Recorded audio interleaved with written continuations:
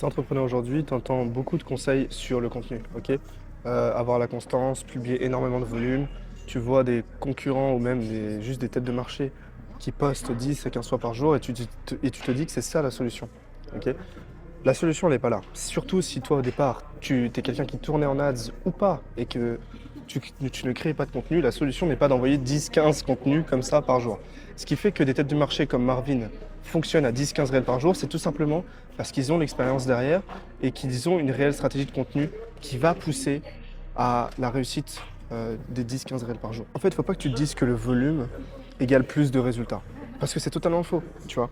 En réalité, le volume peut réellement repousser des acheteurs. Ça peut t'attirer les mauvaises personnes, ça peut détruire la perception de toi et ça peut détruire également ta conversion. Il y a deux forces principales sur le contenu. C'est l'attention, donc est-ce que ton contenu retient l'attention, attire l'attention, et la conversion, ok?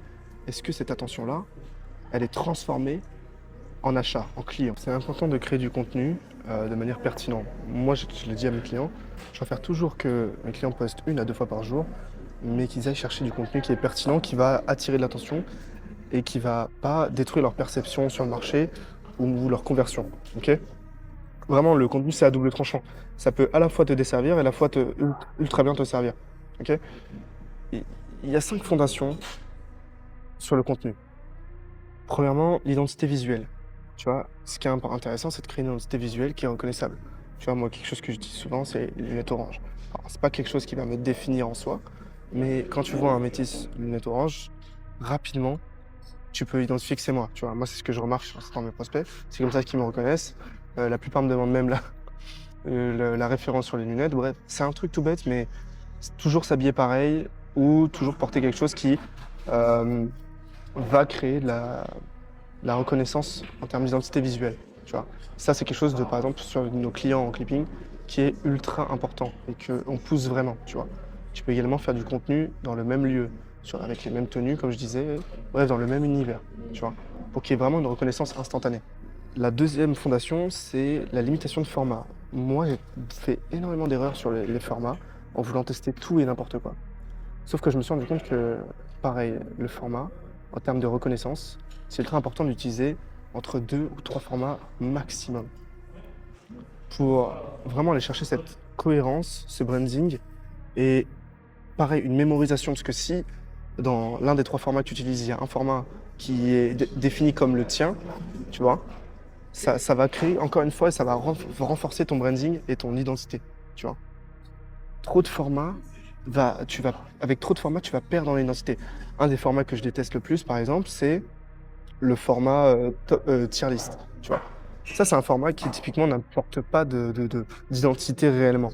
Parce que tu vas tout simplement prendre des méthodes ou des personnes sur le marché et les classifier. Mais toi, du coup, en faisant ça, tu te places en dessous de ces gens-là, tu vois. Donc, en termes de perception, très mauvais. Alors que le format tier list va t'amener énormément de vues. Nous, on l'a vu sur les acteurs, vous regarderez comme Yomi Denzel, ça lui amène énormément de vues, mais ça lui fait perdre en cohérence. Autre chose super important et qui fera la réussite de votre contenu, c'est le mécanisme unique. Alors, le mécanisme unique, c'est comment vous brandez votre méthode et quel est le point unique sur votre méthode. En fait, en quoi votre méthode se différencie du marché. Ok, ça peut être un framework, ça peut être une méthodologie, un stratège, un système. En fait, sans mécanisme unique, c'est impossible de réellement structurer son contenu, tu vois. Parce que là, par exemple, moi, je parle souvent du système RAW. Donc ça, c'est mon système que j'ai créé, ok. RAW, rapide, authentique, winner. Rapide, parce que quand vous êtes entrepreneur, vous n'avez que très peu de temps pour créer du contenu dans votre journée. Donc j'apprends à mes clients à comment ils peuvent créer du contenu et pouvoir balancer du contenu tous les jours pour leur personal brand sans qu'ils y mettent 2 à 3 heures par jour, ok. Authentique, parce qu'aujourd'hui, on est dans un marché de confiance et la confiance, c'est ultra important et ça, on va la chercher avec l'authenticité. ok. Et le dernier, c'est winner, donc aller chercher de la visibilité et surtout de la conversion derrière. La quatrième fondation pour le contenu, c'est justement le rôle même du contenu. ok. À chaque fois que vous créez du contenu, posez-vous la question, est-ce que ce contenu renforce ma méthode? ok. Si la réponse est non, alors le contenu, il est vraiment inutile. ok. Dans la méthodologie RAW, l'authenticité, vous pouvez parler justement de vous côté personnel et ça renforcera votre personal branding. Par exemple, L'autre fois, j'ai fait une vidéo sur le masque que j'utilisais pour dormir. Ça, c'est un contenu qui, dans mon framework, dans ma méthodologie, est utile. Ok. Si vous écoutez d'autres gens, ils vous diront que c'est inutile.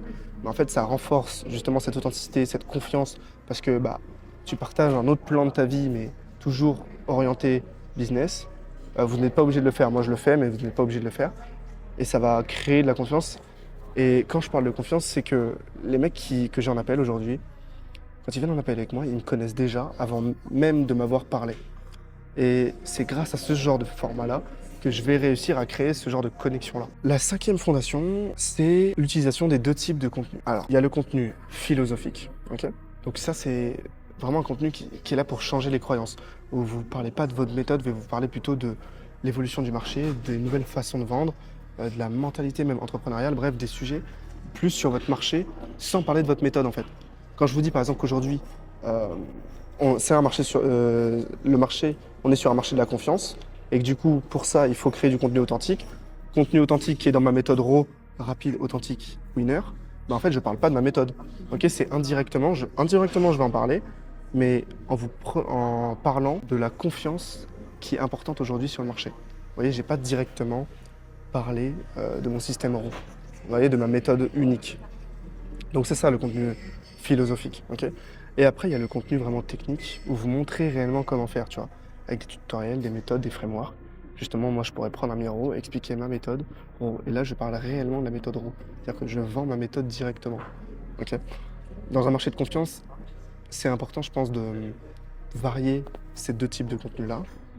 Euh, et au début, si vous êtes par exemple sur un compte qui a 0 abonné ou qui a très peu d'abonnés et vous cherchez la visibilité, ne cherchez vraiment pas à vendre. Parce que dès que vous parlez de contenu technique, déjà on est un peu plus dans la vente et dans le voilà ma méthode, voilà ma méthode. Alors que si vous débloquez des croyances, ok, qu'a votre marché en parlant indirectement avec du contenu philosophique, les gens vont vous suivre sans avoir de crainte que vous ayez quelque chose à leur vendre. Ça nous amène au point suivant, c'est le vrai rôle du contenu. Ok.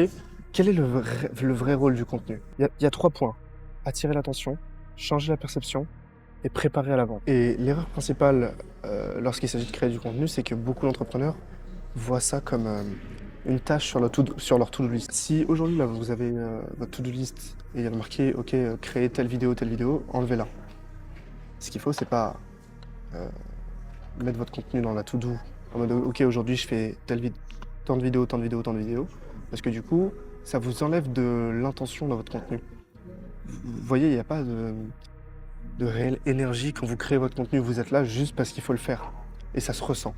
Ok, quand vous créez du contenu juste parce qu'il faut en faire, ça se ressent. C'est quelque chose que les gens ressentent et ils vont beaucoup moins s'attacher, beaucoup moins d'authenticité, donc beaucoup moins de confiance créée et donc beaucoup moins de conversion derrière.